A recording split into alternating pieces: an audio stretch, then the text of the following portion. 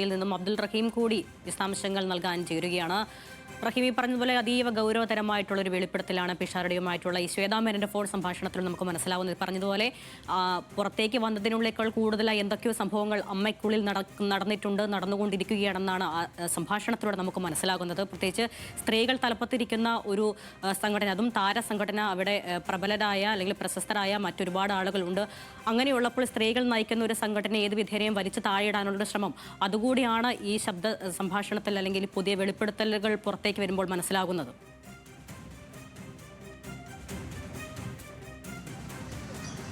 അരുണ്യ, തീർച്ചയായും. അതായത് അമ്മ സംഘടനയ്ക്കുള്ളിൽ കഴിഞ്ഞ കുറെ നാളുകളായി ചില പ്രശ്നങ്ങൾ നിലനിന്നിരുന്നു. അതിൽ പ്രധാനമായും ഈ ഹേമ കമ്മിറ്റി റിപ്പോർട്ട് പുറത്തു വന്നതിന്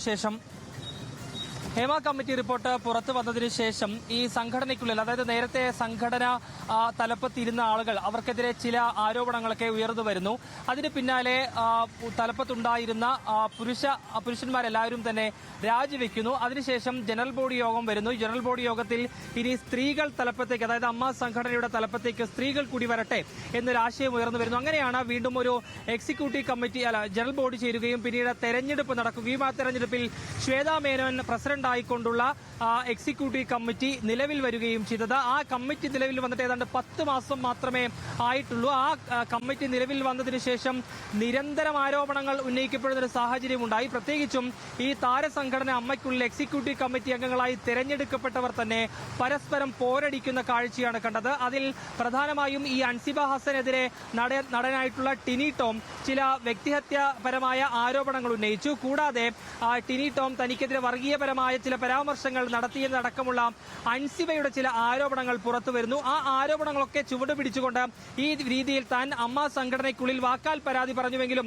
താരസംഘടന അമ്മയുടെ നേതൃത്വം ഇത് പരിഗണിക്കാൻ തയ്യാറായില്ല എന്നുള്ളതായിരുന്നു അൻസിബയുടെ വാദം. അതിനെ ചൊല്ലിയാണ് അമ്മയിലെ തർക്കങ്ങളെല്ലാം തന്നെ പുറത്തേക്ക് വരുന്നത്. അതായത് നീന കുറുപ്പ് അൻസിബയെ കുറിച്ച് ടെനി ടോം പറയുന്നത് കേട്ടതിന്റെ അടിസ്ഥാനത്തിൽ അത് അൻസിബയോട് പറയുന്നു. തുടർന്ന് അത് നിയമ നടപടികളിലേക്കൊക്കെ പോകുന്നു. അങ്ങനെ ഈ താരങ്ങൾ തമ്മിലുള്ള തർക്കം അതൊരു വലിയ വിവാദവും അവർ തമ്മിലുള്ള വാക്കാലുള്ള ആരോപണ പ്രത്യാരോപണങ്ങളൊക്കെ കാര്യങ്ങൾ നീങ്ങുന്നു. അവിടെ തുടങ്ങിയാണ് അമ്മ സംഘടനയ്ക്കുള്ളിൽ ഇന്റേണലായി നടക്കുന്ന ചില വിഷയങ്ങളൊക്കെ പുറത്തേക്ക് വരുന്നത്. അതിൽ ഈ പറയുന്നത് പോലെ തന്നെ സാമ്പത്തിക ആരോപണ കുറ്റകൃത്യം അടക്കമുള്ള കാര്യങ്ങൾ ഉണ്ട് എന്നുള്ളതാണ്. ബാബുരാജ് ഉൾപ്പെടെയുള്ള ആളുകൾ ആ സമയത്ത്, അതായത് ഈ ശ്വേതാ മേനോൻ വരുന്നതിന് മുൻപ് സംഘടനയുടെ ചുമതല വഹിച്ചിരുന്ന സമയത്ത് അവർ ചില സാമ്പത്തിക ക്രമക്കേടുകൾ അടക്കം നടത്തിയിട്ടുണ്ട്. അതിനെ വ്യക്തമായി തെളിയിക്കുന്ന കാര്യങ്ങളൊക്കെയും തന്റെ പക്കലുണ്ട് എന്നുള്ളതാണ് ശ്വേത പറയുന്നത്. പക്ഷേ രമേശ് പിഷാരടി ഈ സംഭാഷണത്തിൽ പറയുന്നുണ്ട് അത് ഏത് വിധത്തിൽ തെളിയിക്കാൻ ശ്വേതയ്ക്ക് കഴിയും. അങ്ങനെ കഴിയണമെങ്കിൽ ഈ തരത്തിൽ പ്രസിഡന്റ് സ്ഥാനം രാജിവെച്ച് അത്തരത്തിൽ മാത്രമേ അത് കഴിയുകയുള്ളൂ എന്നുള്ളതാണ് പറയുന്നത്. ഏതായാലും സാമ്പത്തിക കുറ്റകൃത്യങ്ങൾ അടക്കമുള്ള കാര്യങ്ങൾ ഉണ്ടായിട്ടുണ്ട്. കൂടാതെ ശ്വേതയ്ക്കെതിരെ വലിയ ഗൂഢാലോചന നടന്നിട്ടുണ്ട് എന്നുള്ളതാണ് ശ്വേത ആരോപിക്കുന്നത്. കാരണം പല മുതിർന്ന താരങ്ങളും തന്നെ ഈ സ്ഥാനത്ത് നിന്ന് മാറ്റാൻ ആവശ്യമായ നടപടികൾ, അത്തരത്തിലുള്ള കാര്യങ്ങൾ തനിക്കെതിരെ നീക്കിയിട്ടുണ്ട് എന്നുള്ളതാണ് ശ്വേത പറയുന്നത്. അതുകൊണ്ട് തന്നെ ഈ വിഷയങ്ങളെല്ലാം തന്നെ പരിഗണിക്കണം, അല്ലെങ്കിൽ അത്തരത്തിൽ പരിഹരിക്കാൻ ആവശ്യമായ നിയമ നടപടികളുമായി മുന്നോട്ടു പോകാനാണ് ഇനി ശ്വേതയുടെ തീരുമാനം എന്നുള്ളതാണ് അറിയിച്ചിട്ടുള്ളത്. നേരത്തെ ഈ സംഭവത്തിന് ശേഷം, അതായത് ഇക്കഴിഞ്ഞ ജനറൽ ബോഡി ചേർന്നതിന് ശേഷം ഏതെങ്കിലും തരത്തിൽ മാധ്യമങ്ങൾക്ക് മുന്നിൽ ഇതുവരെയും ശ്വേത വന്നിട്ടില്ല. ഏതെങ്കിലും തരത്തിലുള്ള പ്രഖ്യാപനങ്ങളോ അല്ലെങ്കിൽ തനിക്ക് പറയാനുള്ള കാര്യങ്ങളോ പറഞ്ഞിട്ടില്ല. നേരത്തെ തന്നെ ഈ സംഭവം നടന്ന, അതായത് ജനറൽ ബോഡി കഴിഞ്ഞ് പുറത്തേക്ക് പോകുന്ന സമയത്ത് ശ്വേത പറഞ്ഞ പ്രധാനപ്പെട്ട ഒരു കാര്യം, അമ്മ സംഘടനയ്ക്കുള്ളിൽ പല കാര്യങ്ങളും നടക്കുന്നുണ്ട്, പക്ഷേ അത് അമ്മ സംഘടന ശിഥിലമാകാതിരിക്കാൻ താൻ ഒന്നും പറയുന്നില്ല, താൻ മിണ്ടാതിരിക്കുന്നു എന്നുള്ളതായിരുന്നു ശ്വേത പറഞ്ഞത്. അതിനുശേഷവും നിരന്തരം ശ്വേതയ്ക്കെതിരെ ചില ആരോപണങ്ങൾ ഉയർന്നു വന്ന സാഹചര്യത്തിലാണ് ശ്വേത മാധ്യമങ്ങൾക്ക് മുന്നിൽ വരും എന്നൊരു പ്രഖ്യാപനവുമായി രംഗത്ത് വന്നത്. അതിനുശേഷം കഴിഞ്ഞ ദിവസമാണ് ഒരു ഫേസ്ബുക്ക് പോസ്റ്റ് ശ്വേതയുടെ ഭാഗത്തുനിന്നുണ്ടായത്. അതിൽ ശ്വേത പറഞ്ഞു തുടങ്ങുന്നത് ഇങ്ങനെയാണ്. അതായത് അമ്മ സംഘടനയ്ക്കുള്ളിൽ ചില പ്രശ്നങ്ങളൊക്കെയുണ്ട്, താൻ മിണ്ടാതിരുന്നാൽ അതൊക്കെ അങ്ങ് അതില്ലാതായി പോകും എന്ന് വിചാരിച്ചുകൊണ്ടാണ് താൻ ഇതുവരെയും ഏതെങ്കിലും തരത്തിലുള്ള കാര്യങ്ങൾ പറയാതിരുന്നത്. പക്ഷേ അപ്പോഴും തന്നെ വിടുന്നില്ല. സംഘടനയ്ക്കുള്ളിൽ തനിക്കെതിരെ വീണ്ടും ഗൂഢാലോചനകൾ നടക്കുന്നുണ്ട്, അതുകൊണ്ട് ഇനി മിണ്ടാതിരുന്നിട്ട് കാര്യമില്ല എന്നതിന്റെ അടിസ്ഥാനത്തിലായിരുന്നു താൻ ഇങ്ങനെ ഒരു ഫേസ്ബുക്ക് പോസ്റ്റ് പങ്കുവെക്കുന്നത് എന്ന് പറഞ്ഞുകൊണ്ടാണ് ശ്വേത കഴിഞ്ഞ ദിവസം ഒരു ഫേസ്ബുക്ക് പോസ്റ്റ് തന്നെ പങ്കുവച്ചിട്ടുള്ളത്. അതിൽ ഏറ്റവും അവസാനമായി ശ്വേത എഴുതിയിരിക്കുന്നത് ശ്വേത മേനോൻ പ്രസിഡന്റ് അമ്മ എന്നുള്ളതാണ്. അതായത് ആ സ്ഥാനത്ത് നിന്ന് ശ്വേത മേനോൻ ഇതുവരെയും രാജിവെച്ചിട്ടില്ല എന്നുള്ളതാണ് വ്യക്തമാക്കുന്നത്. കഴിഞ്ഞ ദിവസം ഏതാനും ചില എക്സിക്യൂട്ടീവ് കമ്മിറ്റി അംഗങ്ങൾ രാജിവെച്ചിരുന്നു. ഇന്ന് ഇത്തരത്തിൽ ജോയി മാത്യു, കഴിഞ്ഞ ദിവസം കൈലാഷ്, അതുപോലെ ജയൻ ചേർത്തല അടക്കമുള്ള എക്സിക്യൂട്ടീവ് കമ്മിറ്റി അംഗങ്ങൾ ഔദ്യോഗികമായി തന്നെ രാജിക്കത്ത് ഈ അമ്മ സംഘടനയ്ക്ക് നൽകിയിരുന്നു. അതല്ലാതെ മറ്റ് അംഗങ്ങൾ, അതായത് രാജി പ്രഖ്യാപിച്ചുവെങ്കിലും മറ്റ് അംഗങ്ങൾ രേഖാമൂലമുള്ള രാജിക്കത്ത് അമ്മ സംഘടനയ്ക്ക് നൽകിയിട്ടില്ല എന്നുള്ളതാണ് വ്യക്തമാകുന്നത്. ഏതായാലും അതിന്റെ അടിസ്ഥാനത്തിൽ ഇപ്പോൾ നിലവിലുള്ള അഡ്ഹോക് കമ്മിറ്റിക്കാണ് നിലവിൽ പൂർണ്ണ ചുമതല എന്നുള്ളതാണ്. പക്ഷേ അതിനെ അംഗീകരിക്കാൻ ശ്വേത ഉൾപ്പെടെയുള്ള ആളുകൾ തയ്യാറായിട്ടില്ല. അമ്മയുടെ ബൈലോയിൽ അത്തരത്തിൽ ഏതെങ്കിലും തരത്തിലുള്ള കാര്യങ്ങൾ ഇതുവരെയും പറഞ്ഞിട്ടില്ല. അപ്പോൾ സ്വാഭാവികമായും ഇത്തരത്തിലൊരു നിലവിലുള്ള എക്സിക്യൂട്ടീവ് കമ്മിറ്റി മാറുമ്പോൾ തെരഞ്ഞെടുപ്പ് നടത്തുക, പുതിയ ആളുകളെ തെരഞ്ഞെടുക്കുക എന്നുള്ളതാണ് ഏറ്റവും പ്രധാനപ്പെട്ട കാര്യം. അത് നടത്താതെ ഇത്തരത്തിലുള്ള അഡ്ഹോക് കമ്മിറ്റി എന്ന കാര്യം അമ്മയുടെ ബൈലോയിൽ ഒരു തരത്തും പറഞ്ഞിട്ടില്ല എന്നുള്ളതാണ്. ഇത് ചില ഗൂഢാലോചനകളുടെ ഭാഗമായി നടക്കുന്ന കാര്യങ്ങളാണെന്നുള്ളതാണ്. കൂടാതെ ഈ ജനറൽ ബോഡിയിൽ പല മുതിർന്ന താരങ്ങളും സംസാരിക്കാനായി തുനിഞ്ഞിരുന്നു. പക്ഷേ പലരും അവരെ അതിന് അനുവദിച്ചില്ല. അതായത് സിദ്ദീഖോ, ബാബുരാജ് ഉൾപ്പെടെയുള്ള ആളുകൾ അതിന് അനുവദിച്ചില്ല എന്നുള്ളതാണ് പറയപ്പെടുന്നത്. ഏതായാലും ഈ അമ്മ സംഘടനയുമായി ബന്ധപ്പെട്ടുള്ള ചില കാര്യങ്ങൾ, ഇന്ത്യയിൽ പൊളിറ്റിക്സ് നടക്കുന്ന ചില കാര്യങ്ങളിൽ താരങ്ങൾക്ക് തമ്മിൽ തന്നെ വളരെ വലിയ രീതിയിൽ തന്നെയുള്ള അഭിപ്രായ വ്യത്യാസങ്ങളുണ്ട് എന്നുള്ളതാണ് ഈ ഓഡിയോ അടക്കം വ്യക്തമാക്കുന്നത്. ഏതായാലും ഇനിയിപ്പോൾ ശ്വേത മേനോൻ ഒരുപക്ഷെ നിയമ നടപടികളുമായി മുന്നോട്ട് പോകാനുള്ള സാധ്യതയാണ് നിലവിൽ നമ്മൾ കാണുന്നത്.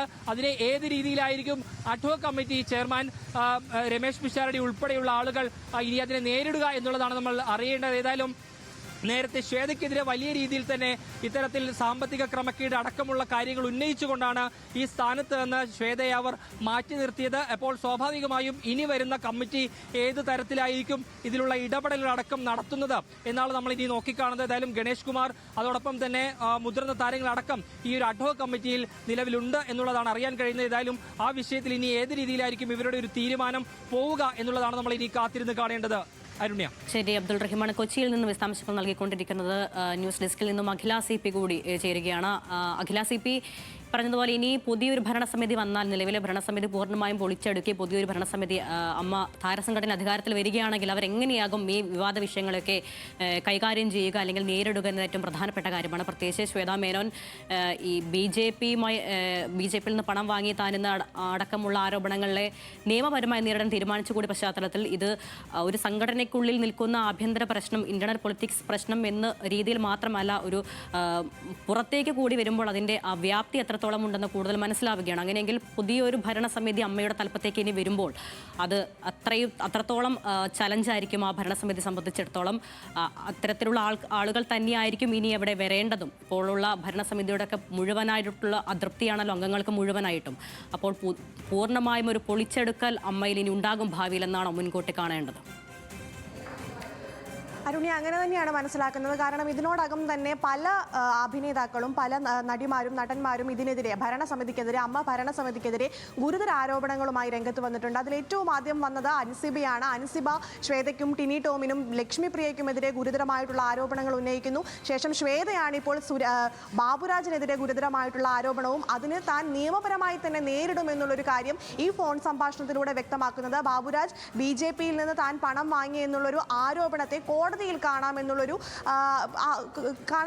ആവശ്യമാണ്, അല്ലെങ്കിൽ അത്തരത്തിലുള്ളൊരു നിലപാടാണ് ശ്വേത മേനോൻ ഉന്നയിക്കുന്നത്. അപ്പോൾ ഇനി വരുന്ന ഭരണസമിതിക്ക് കാര്യങ്ങൾ ഒരിക്കലും എളുപ്പമാകില്ല എന്നുള്ള ഒരു സൂചന തന്നെയാണ് ലഭിക്കുന്നത്. മാത്രമല്ല, ഈ ശ്വേത ഉൾപ്പെടെയുള്ളവർ ഈ അഡ്ഹോക് കമ്മിറ്റിയുടെ സാധുത കൂടി ചോദ്യം ചെയ്തുകൊണ്ടേയിരിക്കുകയാണ്. കാരണം മോഹൻലാൽ രാജിവെച്ച് പോയപ്പോൾ ഈ അഡ്ഹോക് കമ്മിറ്റി എന്നുള്ളൊരു സംഭവം ഉണ്ടായിരുന്നില്ല, നേരിട്ട് തെരഞ്ഞെടുപ്പിലേക്ക് കടക്കുകയാണ് ചെയ്തത്. പക്ഷെ തങ്ങൾക്ക് മാത്രം വേറൊരു നീതി എന്താണ് എന്നുള്ളൊരു കാര്യം ഈ ഫോൺ സംഭാഷണത്തിൽ ശ്വേത മേനോൻ എടുത്തു ചോദിക്കുന്നുണ്ട്. കാരണം ഇപ്പോഴും നിയമപരമായി തെരഞ്ഞെടുക്കപ്പെട്ടത്, അതായത് അംഗങ്ങളാൽ തെരഞ്ഞെടുക്കപ്പെട്ട ഒരു ഭരണസമിതി, താൻ അടങ്ങുന്ന ഭരണസമിതിയാണ്, താനാണ് പ്രസിഡന്റ് എന്നുള്ളൊരു കാര്യം ഈ ഫോൺ സംഭാഷണത്തിൽ വ്യക്തമാക്കുന്നുണ്ട്. അതുകൊണ്ട് തന്നെ ഈ ഒരു അഡ്ഹോക് കമ്മിറ്റിയുടെ സാധ്യത അമ്മയുടെ ബൈലോ പ്രകാരം ഇല്ല എന്നുള്ളത് ആവർത്തിച്ച് പറയുകയാണ്. അപ്പോൾ കഴിഞ്ഞ ദിവസം ശ്വേത മേനോൻ പങ്കുവെച്ച ഫേസ്ബുക്ക് പോസ്റ്റ് ആയാലും അക്കാര്യമാണ് ഊന്നി പറയുന്നത്. കാരണം ഇതിനൊരു നിയമസാധ്യതയില്ല, അമ്മയുടെ ബൈലോ പ്രകാരം ഇത്തരത്തിലുള്ള അഡ്ഹോക് കമ്മിറ്റിക്ക് പ്രവർത്തിക്കാനുള്ള ഒരു അനുമതിയില്ല എന്നുള്ളൊരു കാര്യം ഊന്നി പറയുകയാണ് ശ്വേത. അതുകൊണ്ട് തന്നെ നിലവിൽ ഇനി ഒരു പുതിയ ഭരണസമിതി വന്നാലും അമ്മയെ സംബന്ധിച്ചിടത്തോളം, അമ്മയുടെ അംഗങ്ങളെ സംബന്ധിച്ചിടത്തോളം അത് ഒരിക്കലും എളുപ്പമാകില്ല എന്നുള്ളൊരു സൂചന തന്നെയാണ് അരുണ്യ കാര്യങ്ങൾ വ്യക്തമാക്കുന്നത്.